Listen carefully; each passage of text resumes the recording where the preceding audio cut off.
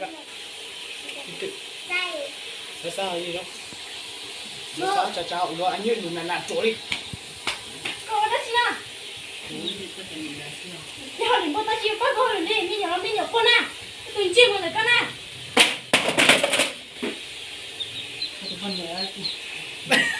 còn thì chỉ lo có phụ gió mà các tao thì giờ có phụ ở cái này anh rồi gì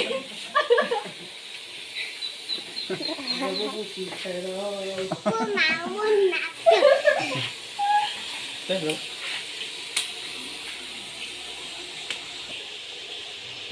Sẽ sao gì đó.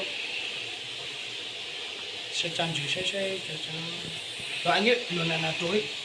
con tới đâu đó chị nào giờ đừng có ta chịu bắt cô đi mình nhỏ lắm cô tôi chỉ thấy con à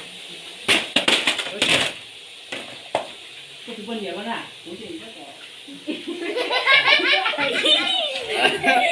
Cũng chỉ tắt tỏ anh còn lo nói còn chị ở hai còn thế là diễn sâu của chỗ ta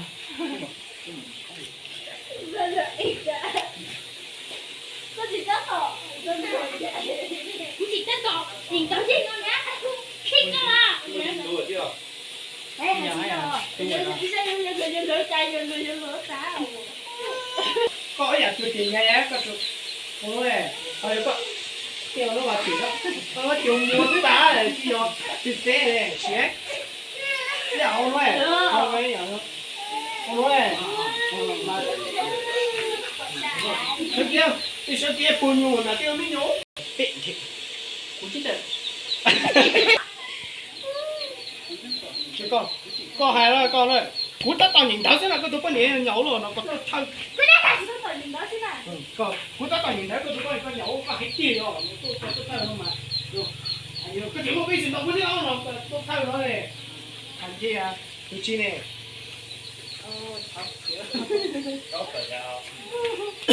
cho lót tay sao ấy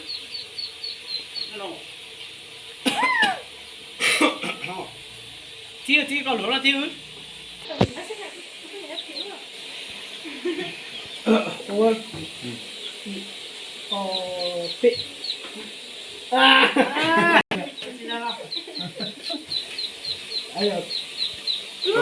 có cú tất cả nhiều lắm này có họ chia con thôi con bao lần đấy con thôi con bao lần cú tất cả nhìn đảo luôn thế nào có xe là có xe là có tụi con nhéแต่ก็ไม่ให้โลกก็ตัวเท่าnó là anh cái gì mà mìnhจะรู้ที่หรอnó là anh thôi còn nhìn đâu nó thế này ta thôi cho dù cóคนnhìn có dù nó có chỉ hay tiền đấy à nó mà cóตัวเท่าanh nó thế anh còn nhìn để nó có là nó có anh nó chỉ anh nó làm mà chuột cao nữa là chuột cao này mà tôi nói này cái máy đi lo chỉ đạo chạy đi trước này đi bây giờ thằng nó mà tôi đi đi hay là cũng chỉ tất cả những cái nhà có tụi con nhà chạy nhậu không con tôi chỉ tôi hay có thì chỉ bắt tới đây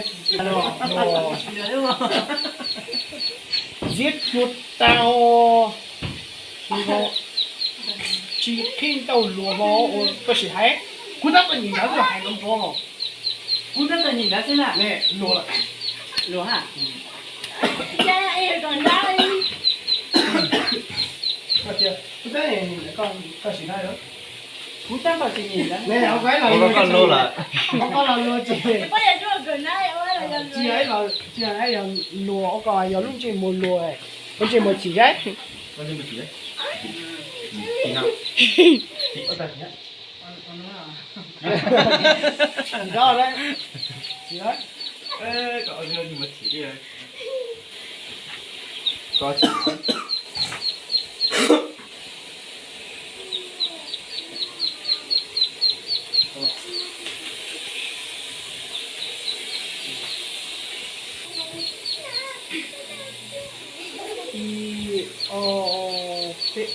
chỉ lô tất cả nhìn thấy thế nào có tụi con nhà chạy nhậu rồi con tôi chỉ con này mà lần đầu tôi hay có chỉ ba con chỉ mới chân nó cũng chứ đâu ô à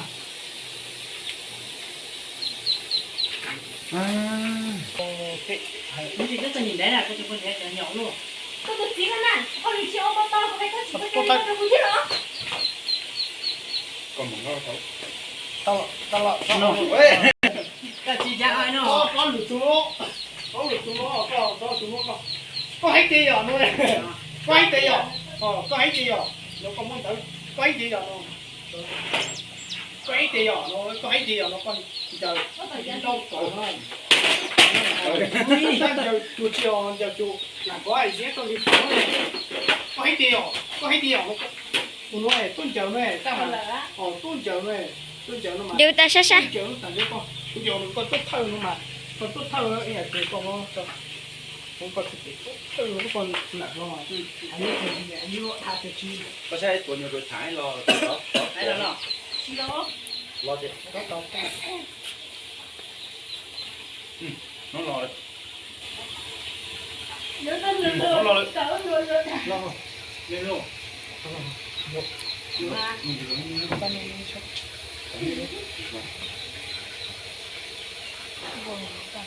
anh là chính thức có anh là chính thức tôi nói thơ là này tôi thơ này mà xa thôi mà cặp tu sa bị nhóc nó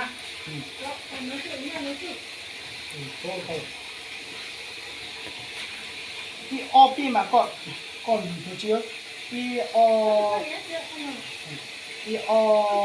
tệ nói gì đó đi o tệ cái con đấy nhỏ luôn tao ơi giờ ông con mà giờ lo rồi ta mà con ấy con chỉ cho tao chuẩn á con lù một chuyện rồi con lù một chuyện nó có tối rồi con chỉ một chút xíu tu sáng tao đó khi đó có hết tiêu mà con nó thì nó ấy chút đó con cái tiêu nó giờ đi đâu nó mà còn tốt thôi nó còn lần trai này giờ in lưng hai thằng mình chơi Đưa chạy đi ở phía sau nó sao. nó thế này giờ Đưa chạy chạy đi sao. đã vâng là trời trời chỉ phụ mà nó có cả tiêu phá tài sản này giờ chi chay hậu như này Chạy chạy to nó lên chạy biết chạy là chạy. gì đi luôn là gì vật tài rồi còn đó này đây này các bạn đã ăn này ăn đó có to nó tên gì tao không cái kia sao cái thằng của con nữa xem đó thì bao tài cho chị ăn nhất đi o Bị bê là ăn nó đi rất đâu là chiên. nữa có chỉ đây đó xuống bên nào này xuống bên rồi anh như tôi có tôi gì đâu mua là có gì đâu nhau thôi ấy thấy nó cái nhau nó tùy tùy đấy cho nó có nó tiêu nó còn kìa cả lót nó chưa người ta tôi dạy ăn thằng nhé cho quay hỏi ấy tôi phụ chờ cho lót thôi này không chả nhớ đi cái cọ giờ chịu giờ đó nhớ cho gì đó nhớ cho gì à cái nhóm gì vậy tao thì thầy cứ tay dạy thầy chứ thầy do thầy có điนี่กูจะเช็ดสิโยกูจะเช็ดนะสิเช็ด đi bị tuân giờ cho đi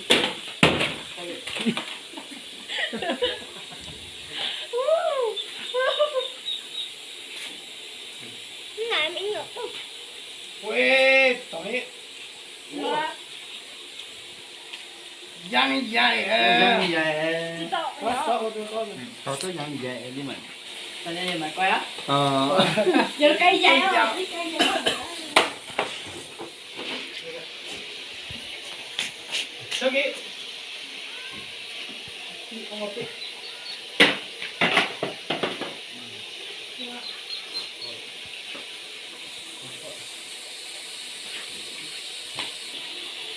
được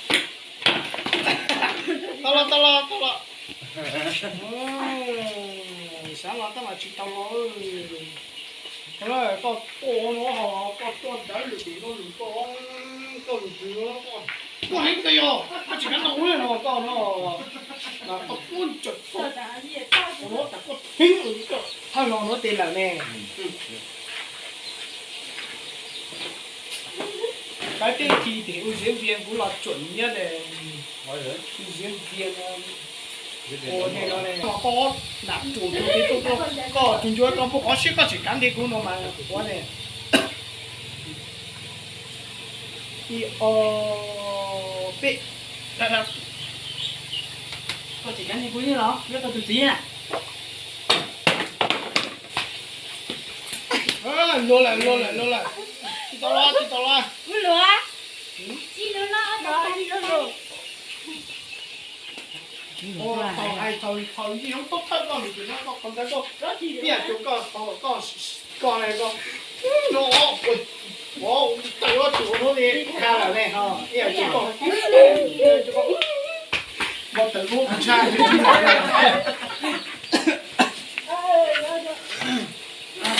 mà cố gắng cô chỉ lúa thọc thấu đấy cũng chỉ nó nữa mà đấy là tao đó gì nó tự biết tôi thế nào tôi biết tôi có ông nó đi nó sao nó có tôi có ông nó chỉ cần tả luôn tôi mà có tả có nó khỏi nha con gò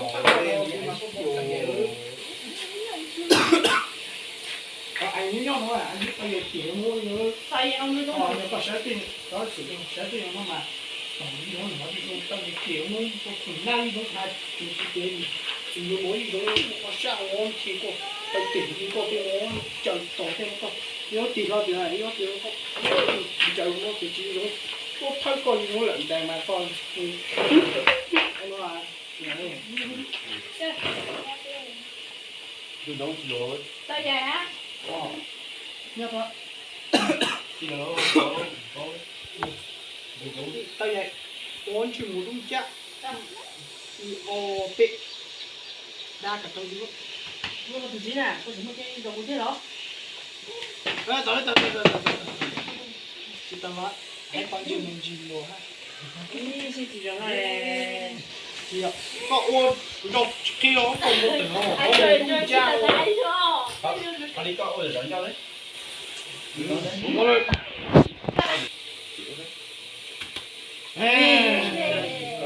ui nó có ô có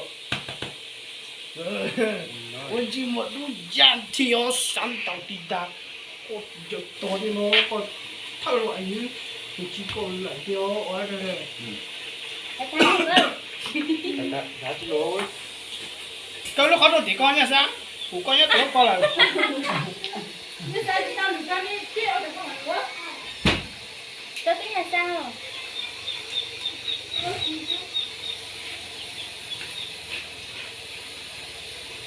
nó sao anh như cậu nó nó tỉnh gió Ôi khá nặng nha như.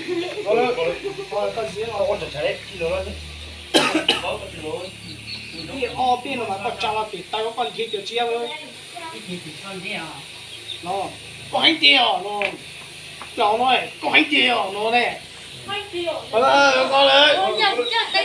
Giờ tôi chi ra đi.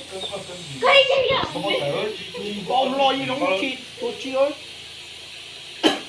thì bên hai triệu là nó giống đấy thầu cứ y bên nó mà anh như tốt anh như tiền anh như tốt chút thì chắc thì có đủ lo đi mà hay đi nè có anh như tay tiền anh như chỉ tổng đi nó còn đi đủ về chứ tiêu tiền rồi chứ rồi y bên nó còn đủ gì thôi ôi chuyện mình nó anh như thà đối vậy y bên hai triệu còn nhớ có hay từ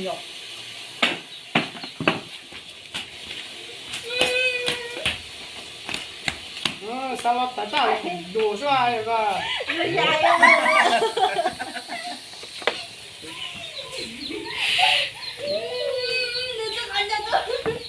nó cho đưa tốt thân họ nói tốt thân ha ôi còn dân đấy con anh chưa tổng lo quay ba lại nữa nó chả chi ra anh nhớ đó anh cái con yêu lũ tốt thôi yêu cho coi yêu tốt thôi thì lúa ta tốt tây chứ yêu tốt tây tốt xa sâu Đưa ra đó đi, đưa ra đó đi. Tí xíu.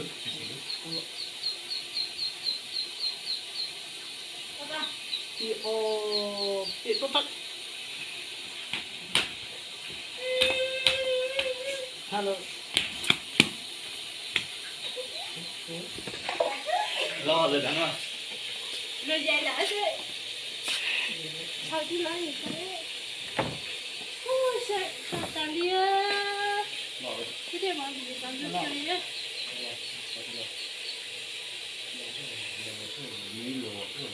Nó không được rẻ.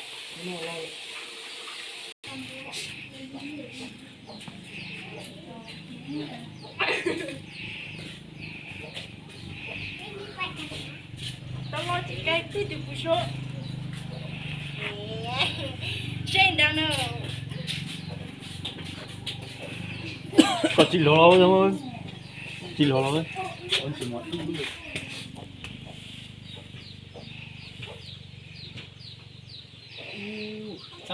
Sao nó đừng nói Tao nói chứ.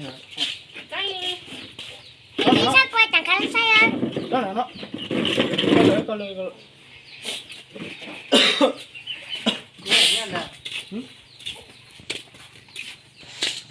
Mua số. có ai có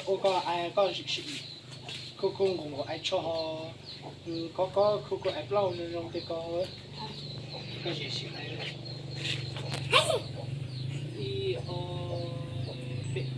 Có chị lô lâu. có ai cô đi Chị lô. ai còn đấy à chỉ ai này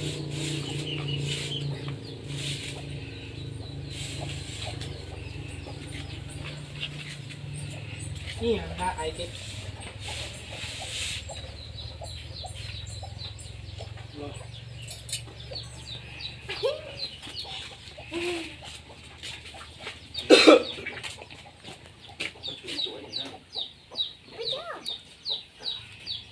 我要做这个，俺有晒好点哦，晒一点都，哎呀，就晒梦想的嘞。 Xe mua hai nhà xe. Ôi mà to. To hai. 我晒了还，还按路子，俺有多少买买，俺有全他说不了，我的么， người ta máy tháo gì tao biết à? 啊，买你老多找点那不说不干么， Nghe nói. Chặt cái điện đi. Vì ai số là đóng phim nha, vì ai số à. 我路到了之后，我路到了。 Quay cái cú chuột thì là để chế tôi mà.有点慢了，Nhất tỷ nó thế là. 有个俺有点俺有。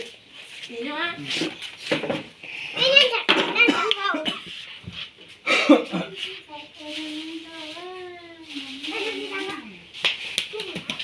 Con chín nhau nó có, chín nhau nó có. Đâu ra? Mấy bố xí. Có xe xe nhé. Đi xuống. Rồi con mót Ô, bố lo thổi chết con à. Ấy. Thì đây là con mót biết đấy nhá. Ra cái thôn nào thế? Ngăn rồi. Xe xe của con rồi. Con mót biết đấy nghe phiêu phiêu nó này. Có một phóng luôn. Có thêm lo. Này, chưa. Chơi kéo nhà tao. Chị hai chị nè. Chị hai chị nè. Có chị lô lâu kiểu nó à? Kiểu nó mà chị lô hàng ơi. Chưa kéo nó thế làm luôn. Lô xe. Có xe rồi xe để ui chúng cháu cả nó nè nè. Hai số. Ê, cú lùi hay cú hai chị hai. Con lửa Xe xe có gì có. con nhé có xe nó chị nè. Có xe nó chỉ là nó lên bộ. Có xe nó chị nè. Hỏi với. Coi thì một xe đâu nó có chúng bao tiền này có mấy túi rồi có. Một số có. Tất mà thôi bỏ rồi lửa có xe nó chị nè. Có chị lô có hai màu bột nữa. Bố phụ.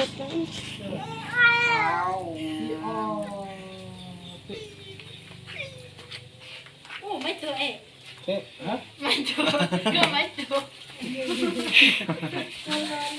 Để tôi chỉ cái này. ăn đông cơm đó ăn đông cơm đó biết chưa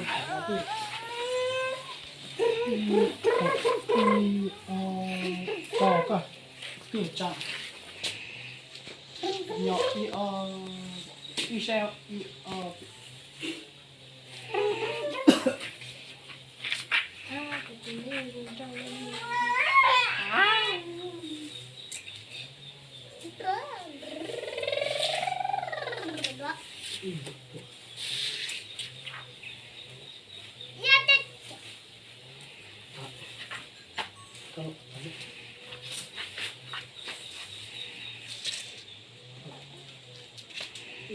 gọi là cho thì cái máy cái cái này cái này máy cái cái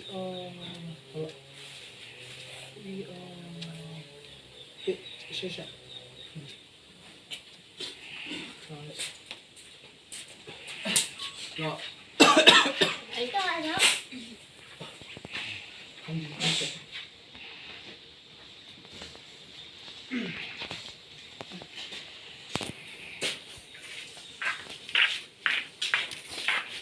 Vậy cái đó lắm cũng cái gì đó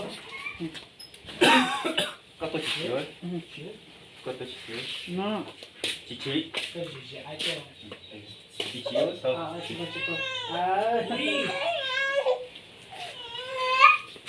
ôi con tôi biết gì không tôi chỉ nói gì được. thì lúc tuổi là cũng xem nó mấy hả Hu tại dương mấy cái tuổi. từ từ cái sói có chết tại chào Xem mòn. chỉ có anh ấy của tôi sẽ sao y o biết của tôi y o biết của anh như xem máy chỉ cái sói Nó cứ tiền ồ.现在起来了，我现在起来了，个， Đây thì sẽ đúng không? 都底下也个做买， Tôi là mày nữa. 对，再到这个，做比个做嘛，有一大做比较底下了，谢谢嘛，多，我个你说多一种，多，个现在起来了，个现在起了。小姐夫，你不是小姐？ Sẽ nó chỉ là bây giờ tôi cũng来了。啊，等你。 Nó là tay nó tay viết cái nó cứ lên nó chân gì á. Em dạy cái lớp phật thế nè. Không à.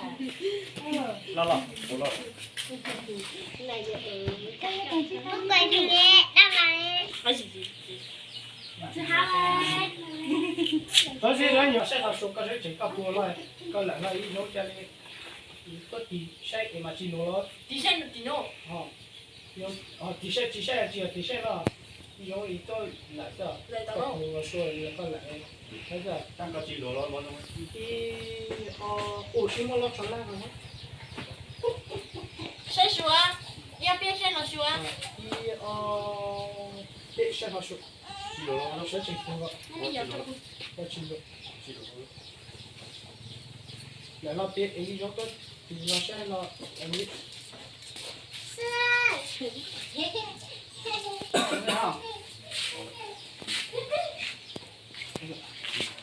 nó dễ ít chơi Không mà. đúng rồi nó sao nó dễ ít chơi ăn gì hết chứ chỉ cần gọi hay cho chứ Shilu có son hung cơ mà chỉ vô hay mà chỉ vô